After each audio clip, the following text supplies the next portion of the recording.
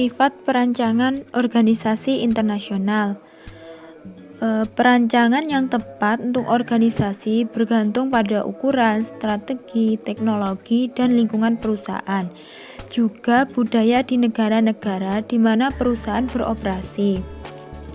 Untuk dapat berfungsi dengan baik, perusahaan harus terlebih dahulu menyusun komponen strukturalnya. Perancangan organisasi tidak disusun kemudian ditinggalkan begitu saja, tetapi merupakan suatu proses yang berkelanjutan, sehingga manajer harus terus-menerus mengubah atau mengembangkan perancangan organisasi globalnya. Pengetahuan tentang pasar luar negeri menjadi sangat penting dan metode baru dalam pengoperasian perusahaan sangatlah diperlukan. B. Perancangan organisasi global.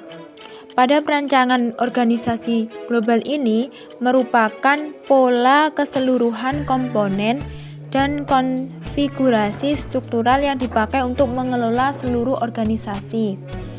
Perancangan yang tepat untuk organisasi tertentu bergantung pada ukuran, strategi, teknologi, lingkungan perusahaan, dan budaya di negara tempat perusahaan itu beroperasi. Perusahaan tidak dapat berfungsi kecuali beberapa komponen strukturalnya sudah disusun. Melalui perancangan organisasi, perusahaan dapat mengerjakan 4 hal. Yang pertama yaitu mengalokasikan sumber daya organisasi.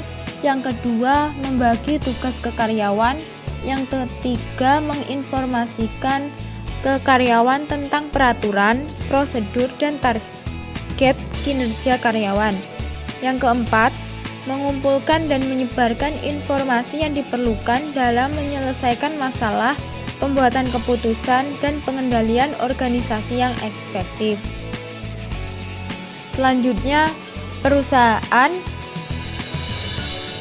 memakai perancangan global dengan mempertimbangkan kebutuhan untuk mengintegrasikan ketiga jenis pengetahuan, yaitu yang pertama, pengetahuan tentang area atau area knowledge, yaitu manajer harus memahami kondisi budaya, perdagangan, sosial, dan ekonomi setiap pasar negara tujuan tempat perusahaan berbisnis.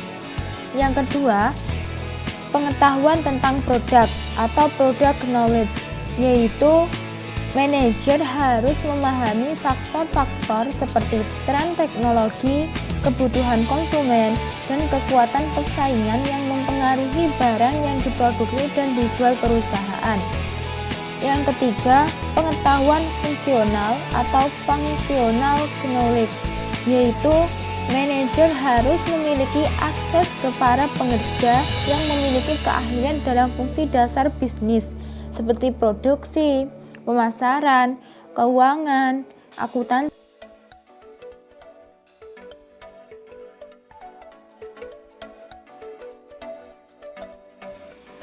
C. Fungsi pengendalian dalam bisnis internasional. Pengendalian merupakan proses pemantauan kinerja yang sedang berlangsung dan membuat berbagai perubahan yang dianggap perlu supaya menjaga organisasi agar tetap bergerak menuju sasaran kinerja yang sudah ditetapkan.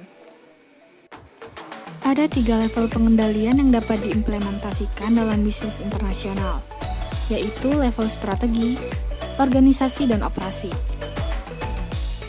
Yang pertama, pengendalian strategi. Pengendalian ini dimaksudkan untuk memantau seberapa baik perusahaan internasional dalam merumuskan strategi dan seberapa bagus perusahaan untuk mengimplementasikan strategi tersebut. Yang kedua, pengendalian organisasi. Pengendalian ini berfokus pada perancangan organisasi. Adapun jenis paling umum dari pengendalian organisasi ini adalah pengendalian pusat pertanggungjawaban.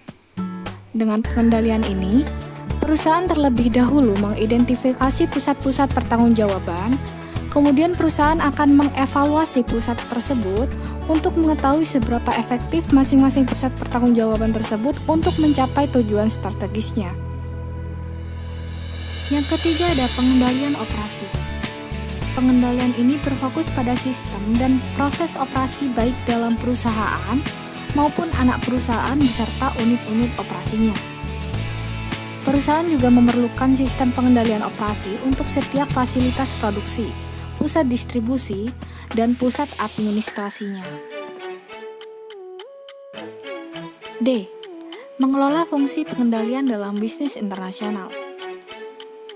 Untuk mengelola pengendalian dengan efektif, manajer perlu memahami cara membangun sistem pengendalian, apa saja tekniknya, mengapa orang menolak pengendalian tersebut, dan apa yang dapat dilakukan manajer untuk mengatasi resistensi tersebut. Sistem pengendalian perusahaan internasional dibangun melalui 4 langkah dasar. Untuk lebih jelasnya, mari kita tengok slide berikutnya. Nah, di sini kita bisa lihat ada 4 langkah dasar dalam membangun sistem pengendalian internasional. 1. Menyusun standar pengendalian untuk menilai kinerja. Langkah pertama dalam membangun sistem pengendalian internasional adalah mengidentifikasikan standar pengendalian yang relevan. Dalam hal ini adalah target atau tujuan yang diinginkan oleh perusahaan. Standar ini harus objektif dan konsisten dengan tujuan perusahaan. 2. Mengukur kinerja sesungguhnya. Langkah kedua ini adalah mengembangkan pengukuran yang valid atas komponen kinerja yang dikendalikan. Adapun komponen kinerja ini termasuk output, produktivitas pekerja, kualitas produk, dan lain sebagainya. 3. Membandingkan kinerja dengan standar. Langkah ketiga ini adalah membandingkan kinerja terukur atau kinerja yang dilakukan oleh perusahaan terhadap standar pengendalian awal atau tujuan perusahaan. Mudahnya, langkah ketiga ini adalah perbandingan antara langkah kedua dengan langkah yang pertama. 4. Merespon deviasi. Langkah keempat ini adalah tindakan yang dapat diambil oleh perusahaan untuk melihat apakah kinerja perusahaan telah sesuai dengan standar, belum terpenuhi, ataupun sudah melampaui standar. Seperti yang bisa kita lihat pada bagan, langkah yang bisa diambil oleh perusahaan ada 3. Yang pertama, mengubah standar. Yang kedua, mengkoreksi deviasi. Yang ketiga, mempertahankan status quo.